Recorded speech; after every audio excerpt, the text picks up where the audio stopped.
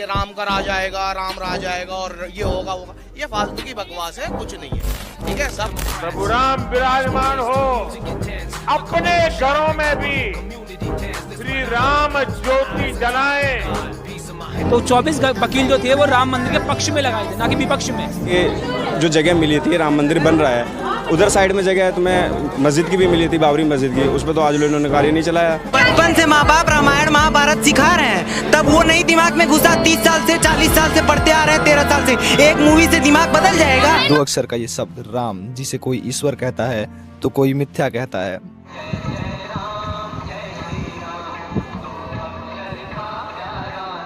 राम भगवान नहीं है, वो एक राजकुमार थे, बाद में राजा हो गए। He is not a God, he is just a human being, he was a prince. इतने तेजस्वी लोग हैं हमारे पास। तो आखिर इस नाम में और इस कहानी में जिसमें श्री राम का वर्णन है, जिसे हम रामायण कहते हैं, आखिर कितनी सच्चाई है? क्या विज्ञान इसे सच मानता है? साथ ही ये भी जानेंगे कि हनुमान जी का पहाड़ उठाना और हवा में उड़ना क्या पॉसिबल है, और अगर पॉसिबल है तो आखिर कैसे? हनुमान ने एक पूरी की पूरी पहाड़ी उठा ली और समुद्र पार उसे उड़ा कर ले आए। ये चीज फिजिकली पॉसिबल नहीं है, ये एक बच्चा भी समझ सकता है। तो बिना टाइम वेस्ट करे let's start the Ramayan mystery.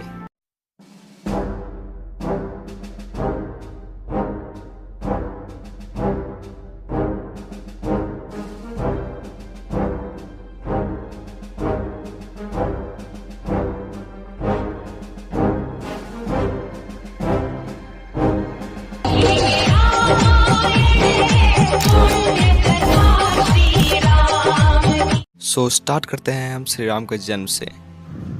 अखिल विश्व को आनंद देने वाले सुख धाम का नाम राम। रामायण में यह वर्णन है कि यज्ञ समाप्ति के बाद 6 ऋतुओं के बीत जाने पर चैत्र के शुक्ल पक्ष की नवमी तिथि को पुनर्वसु नक्षत्र एवं कर्क लग्न में कौशल्या ने दिव्य लक्षणों से युक्त सर्वलोक वंदित जगदीश्वर श्री राम को जन्म दिया, जिनके नेत्रों में कुछ कुछ लालिमा थी, होठ लाल लाल थे, भुजाएं बड़ी बड़ी थी और स्वर दुदुम्बी के समान गंभीर था। तो अब इसमें खास बात यह है कि जो डेट वाल्मीकि रामायण में बताई गई श्री राम के जन्म की, और जो ग्रहों यानी कि प्लैनेट्स और स्टार्स की जो स्थिति बताई गई है, वो मैच करती है उस डेट से जिसे बहुत से लोग श्री राम का जन्म तिथि मानते हैं, यानी कि 10 जनवरी 5114 BC। एंड जब इसे इंडियन कैलेंडर में डालकर चेक किया गया तो ये डेट निकला शुक्ल पक्ष की नवमी तिथि और पुनर्वसु नक्षत्र, यानी कि वही ग्रहों और स्टार्स की स्थिति जो कि वाल्मीकि रामायण में वर्णित है।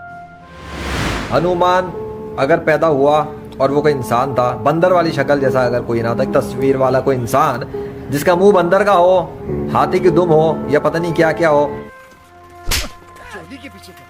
सो फ्रेंड्स, कई लोग हनुमान जी को एक बंदर समझते हैं, जो कि रामायण के ही एक पात्र थे। हनुमान जी को रामायण में राम जी का बड़ा सेवक और बहुत ही बड़ा भक्त माना गया है। सो मैं आपको बता दूं कि हनुमान जी का वर्णन कहीं भी रामायण में बंदर के रूप में नहीं किया गया। हनुमान जी तथा पूर्ण वानर सेना को वानर कहा गया है। वानर में वा का अर्थ वन और नर का अर्थ मानव होता है, और रामायण में यही कहने का प्रयास किया गया है कि वन में रहने वाले मनुष्य जिन्होंने श्री राम का रावण से युद्ध में साथ दिया। सो फ्रेंड्स, क्या आप सब जानते हो धरती पर लाखों सालों पहले ह्यूमंस की कई सारी प्रजातियां पाई जाती थी, जो कि धरती में हुए चेंज के कारण सरवाइव नहीं कर पाई और कई सारी प्रजातियां विलुप्त हो गईं। शायद वानर भी इन्हीं प्रजातियों में रहे होंगे जो कि विलुप्त हो गए होंगे। गजब बेइज्जती है। सो फ्रेंड्स, बात जब वानरों और हनुमान जी पर आ ही गई है तो सभी डाउट्स को क्लियर कर लेते हैं। ये भी जान लेते हैं कि हनुमान जी का पहाड़ उठाना और हवा में उड़ना आखिर मुमकिन कैसे था। भगवान हनुमान ने एक पूरी की पूरी पहाड़ी उठा ली और समुद्र पार उसे उड़ा कर ले आए। ये चीज फिजिकली पॉसिबल नहीं है, ये एक बच्चा भी समझ सकता है। सो फ्रेंड्स, जैसा कि ध्रुव राठी ने कहा कि हनुमान जी का पहाड़ उठाना इम्पॉसिबल है, ये एक बच्चा भी समझ सकता है। सो अगर हम नॉर्मली देखें तो ध्रुव राठी की बात 100% सही है कि आखिर कोई इंसान या फिर वानर कैसे किसी पहाड़ को उठा सकता है। बट अगर हम धर्म ग्रंथों और रामायण को टटोलें तो हमें वर्णन मिलता है कि हनुमान जी अपने आकार को अपनी इच्छा अनुसार बढ़ा या घटा सकते थे। सो इनके लिए किसी पहाड़ को उठाना कितना आसान होगा ये आप सब समझ सकते हैं।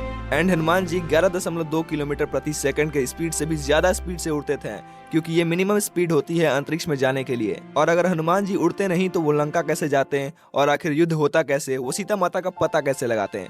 तो अगर ऐसे हम देखें तो पूरी की पूरी कहानी ही झूठी हो जाती है। सो ध्रुव राठी भैया ने कुछ बातें ग्रंथों से उठाई और कुछ बातें अपनी मन की मिलाई और बना दी एक वीडियो, जिसमें कुछ बातें तो सही है बट सब बातें सही नहीं है। आई होप आप लोग समझ गए होंगे कि हनुमान जी का पहाड़ उठाना मुमकिन था अगर ग्रंथों के हिसाब से देखे तो, और अगर ना देखें तो पूरी की पूरी कहानी ही झूठी थी रामायण की।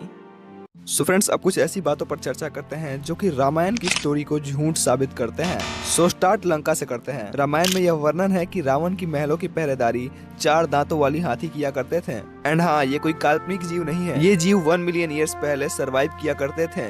इन्हें होम्पोथेरिस कहा जाता था, बट अब ये जीवित नहीं है। बट आपको इनके अवशेष कई सारे म्यूजियम्स में मिल जाएंगे।